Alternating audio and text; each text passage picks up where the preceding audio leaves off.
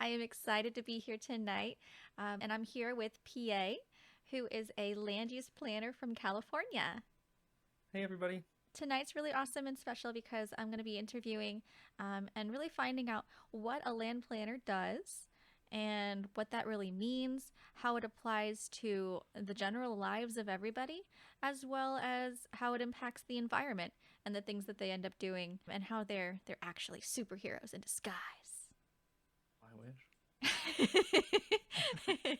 No, no, no. You're a superhero in disguise. Oh wow. Thank you. I'm sure of it. um, so, why don't we go ahead and get started? Why don't you tell me what exactly is an environmental planner? And is it the same as a land use planner? Um, so they're a little bit distinct. Um, when people talk about planning, there are all these different little specializations: land use planning, city planning, regional planning, community planning, environmental planning, uh, all different kinds of planning. And most commonly known is city planning.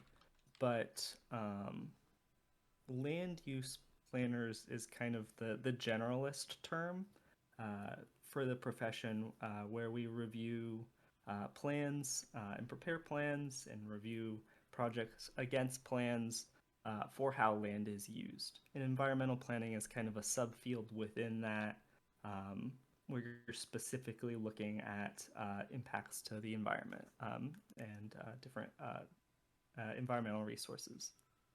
There's not really very much policy in place right now when it comes to climate change and land use planning. But you Yeah. guys are starting to explore that as it becomes more mainstream and well known about the different things that you have to plan for and think about looking forward 20, 30, 40 years. But regardless of that, you are still trying to look ahead and plan for the potentials. Would like to talk about for climate change in environmental review. There has been a big push to incorporate greenhouse gas emissions into our environmental reviews and what is a significant contributor to greenhouse gases and trying to reduce that to a less than significant level. And then the other thing is there has been a large increase in what's called like hazard mitigation planning. Unfortunately, with the effects of climate change, things like wildfires and flooding are intensified, and so trying to address those has become uh, a new subfield. You need to have your finished floor at least 10 feet or at least a foot above the projected sea level for the life of the structure.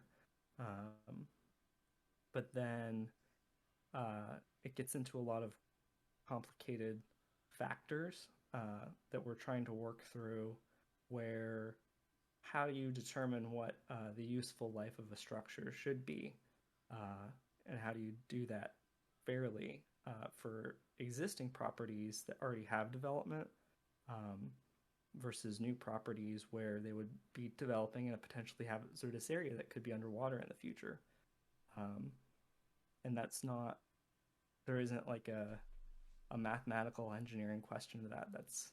Uh, that's like a collective policy decision. So, was there any project that you were involved with that was like specifically meaningful that you've worked with or impactful in your community or the local environment? Ba, ba, ba, ba, ba. I can think of a couple of examples that I thought were good and positive and impactful. The one that I enjoyed working on the most recently was one where there was kind of degraded sensitive habitat on site. It was along the coast in an area where they have this native cypress strands, and it's one of the few areas in the world that has those strands. And it was all degraded and covered in ice plant. And as part of the project, the applicant eventually agreed to restore uh, but they agreed to restore like an acre of this habitat area. So I thought that that was a cool, meaningful thing to be a part of, where reviewing the permit didn't just like mitigate bad things that are happening, but we were actually restoring habitat. So the invasive species was ice plant, which was like introduced to California to prevent erosion because it can stabilize areas really well, but it is super invasive and wiped out all of the kind of cypress habitat and the associated understory vegetation. Helping fight invasive species with your land use planning. Aha! See, I Take told you that. you were a hero. A hero who wields permit approval resolutions and long reports. Heroes come in many Watch shapes. out.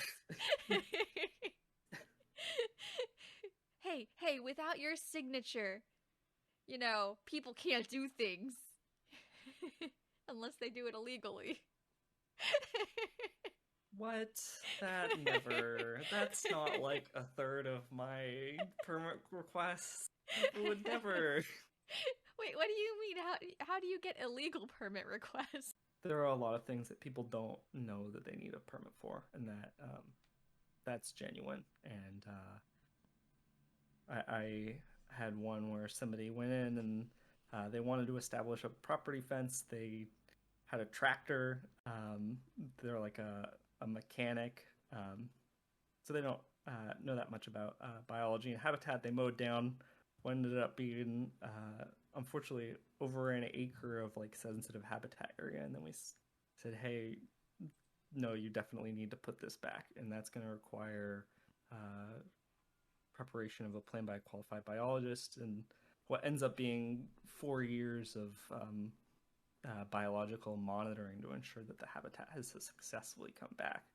So that will pretty much effectively disincentivize them from doing that. And also, I'm not here to pass judgment.